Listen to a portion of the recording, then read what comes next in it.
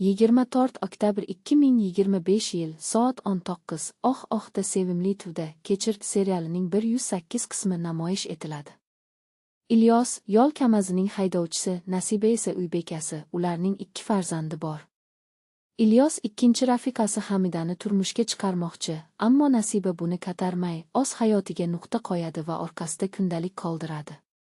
Kundalikda u har bir kunini, qayg'ulari va azoblarini batafsil yozgan. Serial sevgi, sadoqat va insoniy zaifliklarni chuqur ifodalaydi. Bu hikoya tomoshabinni o'ylantiradi va yaqinlarni tushunishning ahamiyatini ko'rsatadi. Syujet haqiqiy voqeaga asoslangan, aktyorlarning o'yini esa barcha his-tuyg'ularni yetkazadi.